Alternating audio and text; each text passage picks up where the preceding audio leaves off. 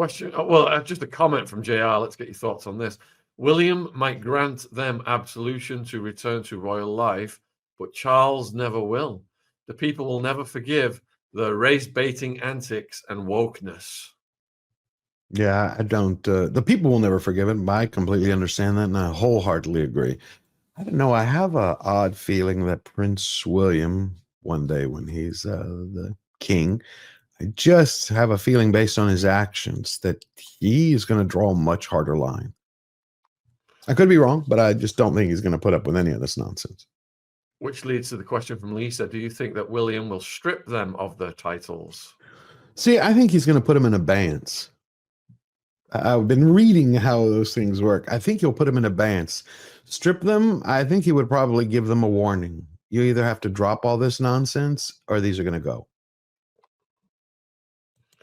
So Meow wants to know whether you think that Harry was sucked into a narcissist's whirlpool. I think initially, no. I think initially he found someone who could help him realize the hatred he has for his own family and his position as spare. I think he found a murder weapon in a soulmate. I'm going to use that term loosely, in a soulmate who could help him destroy his family. That's what I think. And then from there, it just went downhill like an avalanche. It just snowballed. And then he got sucked into it. I think in the beginning, he's like, wow, I found somebody my family is going to hate, which means I love. We've seen that before in life. Otherwise, it would have ended up as a true fairy tale. You'd have the everyday girl who meets a prince, who falls in love, they get married and live happily ever after with the regular problems we all do. But the path that they have taken, he's now a cameraman, a prince of the realm. It's now like hawking jam and dog biscuits. That's what I mean. Like, think of how far he has fallen. As a human being, that must at some point hit him. Otherwise, he's an automaton, a half-wit. Nothing's there. Janae is asking, do you think As Ever will fail as a brand? Well, I think it's already failed. Again, if you look at the Netflix numbers, they only have X amount of base. Let's say, based on the ratings, they have 1 million people across the planet who absolutely love them and will buy everything from them. Well, A, we're not in that type of economy. Her product's too expensive. And as reviews have come out, because I refuse to buy anything, I'm not going to be one of those people, because I've seen way too many YouTubers who are like, buying the stuff and then doing them. Like, I'm not marketing for Meghan's Mirage. But if you just base it on how many people support her, not the fake people, her numbers with Netflix, her ratings, the trailer numbers, she has a base. That's it. It's a fixed number. That can only go so long. Every business has to survive. It has to grow, because the first thing that happens is attrition rate. How many people buy something and then regret it, and how many people come back? You have to keep growing. If your attrition rate is higher than your growth, you're done. So I think you're going to have a lot of people in the beginning who are going to be like, yes, I fully support her. I don't care what she does. I think the world has been bad to her. You're going to have that group.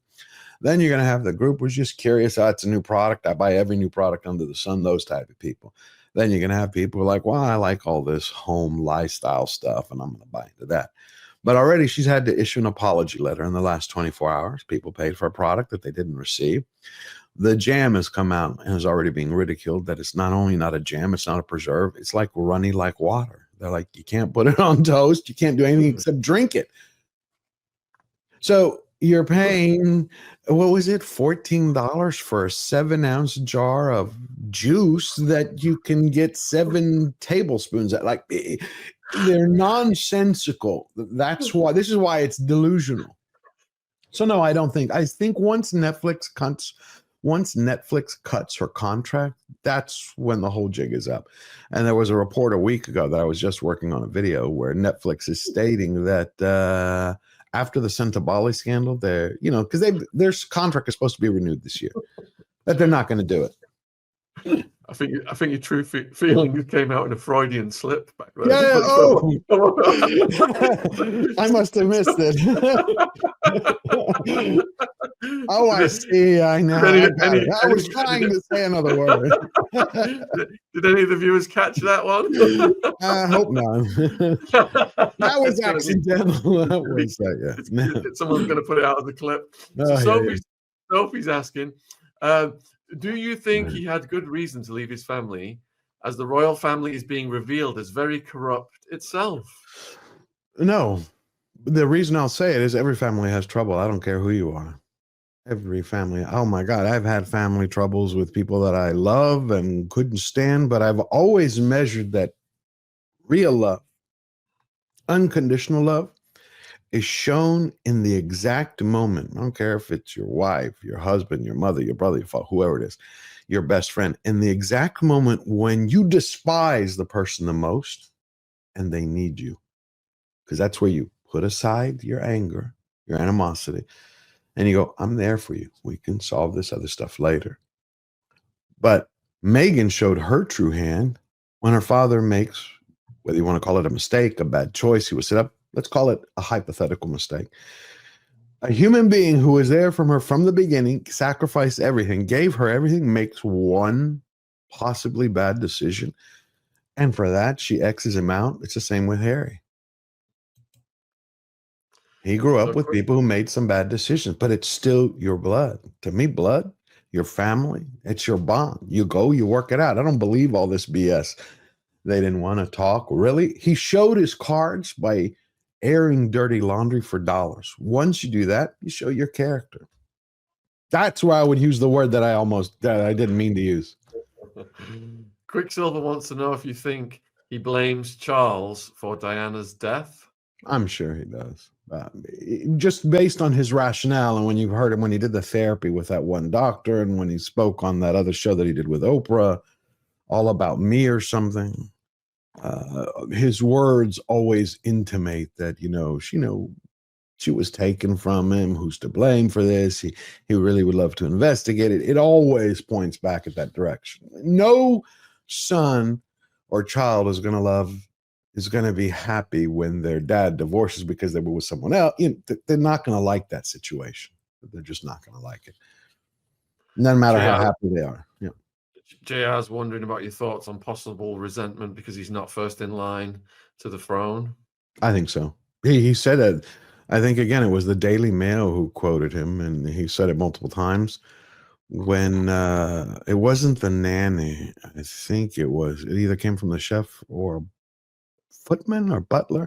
I'm trying to remember specifically, but it was all about the sausages, how he would complain, why does Prince William have two and I have only one? It's like, why don't you just ask for an extra one, dude? It's like, but again, it's the same reason he's in court today, right? He wants the security back. He wants the ability to be able to pay for armed police protection. Why? He doesn't need it. When he's gone over there and he's required it, they provide it for him. When he doesn't, they don't, because he's not a full-time member as a working royal. But that's ego. He wants the entourage back. He wants to puff up his chest and go, Meghan, see, I got him. It's like, look at me. I'm just like my brother. Yeah, no. That's why all the telltale signs, this is all an ego trip. Right, we've got 10 minutes left with George the Giant Slayer, folks. Get your final questions in. And don't forget to subscribe to his channel. All links are in the description box for his channel and all of the socials. So, Mike, when are the Brits going to get tired of this silly monarch royal family farce? I love the monarchy. You're asking the wrong guy. I love the monarchy. I was raised with it in my family. As I told you, again, in our first or second interview when we were talking, my grandmother hid British soldiers during World War II. And and a communist ended up turning her in the village where she was taken by the Nazis and sent to Auschwitz as a spy. So we grew up with a very deep and abiding love for Queen Elizabeth and the monarchy. Yeah, and there was always the charts of the popularity of the individual royals, and Huey too was always very high in that, and I think it took a hit with Prince Andrew and Epstein.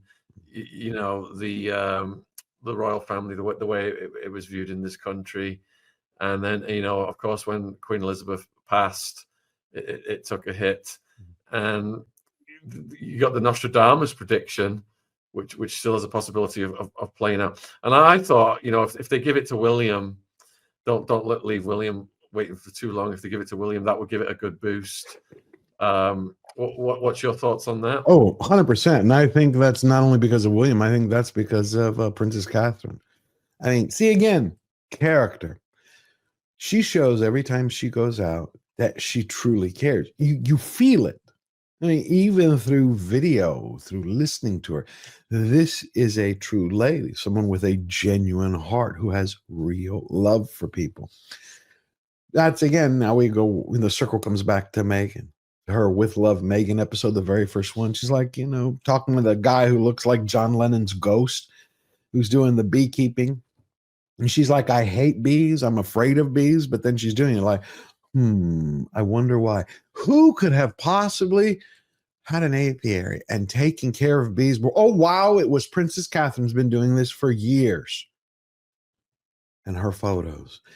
You notice if you wait about 3 to 6 months after news breaks of Princess Catherine doing something, Meghan will follow suit. Now, all of a sudden, she had her first podcast today for Confessions of a Female Grifter and or female founder, whatever the hell she's calling it. And she shared that she had postpartum eclampsia. Out of the blue, she's like, do you know, when I was having my baby, I was going to suffer from this. I'm like, okay, so the king has cancer. Princess Catherine has survived cancer. So now here comes, I got to throw my hat into the ring too, that I had something. And what's odd is I've had a family member who had that. It's not something you discuss openly. It's a very sensitive subject. But to throw that out there, again, PR stunt. I think, again, that's why they constantly have to rebrand themselves. They keep getting busted playing the same grievance gospel. Yeah, so we interviewed an ex-female prisoner called Fran. And when she was incarcerated, Kate mentored her. And I had no idea she was even helping people in prisons like that. It's never been publicly revealed as far as I'm aware. And Kate really inspired Fran to turn her life around. And that right there, to me, she's not putting it out that she's doing this. They're doing it behind the scenes and helping people who are really struggling, people in prison who are really struggling. So that's such a testament to her character. It is. You just hit on something. There's a passage in the Bible. I'm paraphrasing. I can't quote it verbatim. But again, it was something that I was raised with from my mom. It was about when you want to help somebody or you want to help in any way, you keep it anonymous because it's about helping them. It's not about getting accolades or headlines. When the Meghans went to the California wildfires, looked at all the blowback they got because it's like, you wanted to help. You know how the public views you. You know that this would happen. If you truly cared about people, you'd be quiet. You do it through a second or a third intermediary. So there's no way to trace it back to you, because if the goal is about helping, or when they went to Uvalde after the shooting, if you really cared about those people, send a check anonymously, set up a charity where nobody knows it, but then they wouldn't get the coverage. And that's how they get exposed. Exactly. And I've got a few people asking about this podcast. It's called Female Gangster Finds Love and Kate Middleton in Women's Prison. It's I think it's 2 hours long. I'll put it in the live chat. I'll put it in the description box as well if you're watching this on replay. And she gets into everything that how Kate Middleton helped, how she met her. It's a really fascinating and uplifting story. All right, we're down to our last 5 minutes, folks. So get your final questions in for George. And let's see, there's a few pending here. Do you think Hollywood knows what the royal family had possibly gone through with Meghan Markle during her time in the UK? I think the whole world knows, don't they? If they didn't, they do now. Because, well, I mean, look at it. In the last 12 months, you had Deadline, Forbes, Variety, Vanity Fair, and The Hollywood Reporter in one form, fashion, or another say, the door is shut. The door's closed. The pathway is finished. I mean, Variety let out, that Vanity Fair, the Bible of Hollywood, let out that damning report right before the release of her series, showing the fact that she was a bully, that she bullied her employees, that she bullied everybody around her, that she was a dictator in high heels. I mean, everything, that they're grifters, cons, nobody in basically Montecito likes them. And they have about the same 5 friends that they use. So, yeah, I think everybody knows in Hollywood. That's why you don't see. Otherwise, again, where are all the people she invited to where are the Clooney's going, oh my God, I just tried this delicious honey pot, which even Harry doesn't want to touch. Nikki's asking whether you think Harry is entitled to the royal security that the other family members get. No. He made his choice. Got to live with it. Pay for it if you want it. Get it on your own. He has bodyguards.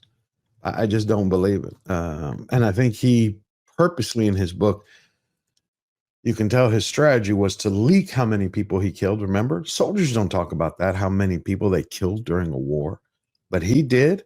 And then he used the very fact that he announced it, that you had jihadis around the world saying they wanted to whack him, as the justification to get security. Again, it just takes just basic addition. 1 + 1 is 2. Harry states, look, these are all the people I killed. The people who are related to them go, we're going to get you. Hey, I need security. No, I don't think he needs security. I think he needs to shut his mouth and go live on a private island somewhere. Go and relive your life. Yeah, I remember hearing all that boasting in his audiobook. All right, George, a huge thank you for coming on, my friend. It's always a great pleasure.